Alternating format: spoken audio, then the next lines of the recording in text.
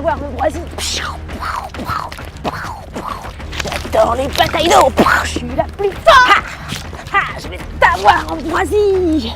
Vous croyez vraiment que c'est comme ça qu'on lutte contre l'ambroisie? On va aller voir David, agriculteur à Saint-Clair-du-Rhône. Il va nous expliquer comment il s'y prend.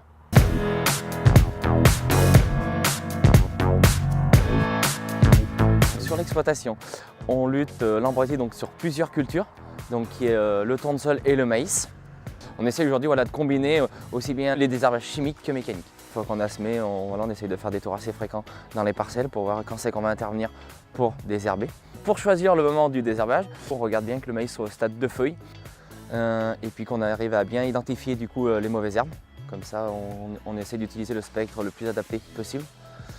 Et puis que toutes les mauvaises herbes soient sorties. Avant l'application, on essaye de regarder un peu le temps qu'ils annoncent à 24 heures, voire 48 heures. Sur le secteur, on est sur des sols qui sont assez filtrants. Donc du coup, on fait bien attention qu'il n'y ait pas de fortes pluies annoncées dans les 24 voire 48 heures. Les meilleures applications, ce sont la nuit, parce qu'on a une très bonne hygrométrie, vitesse de vent inférieure à 5 km/h. Cela permet de diminuer au maximum les doses. Le tournesol, en fait, est de la même famille botanique que l'ambroisie, et donc c'est très difficile d'avoir des produits qui puissent détruire l'ambroisie sans détruire le tournesol.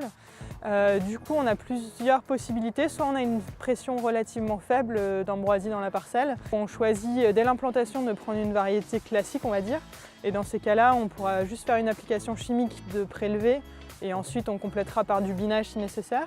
Soit on a une pression plus importante et dans ce cas-là, il faudra vraiment combiner les leviers, donc faire du faux semis.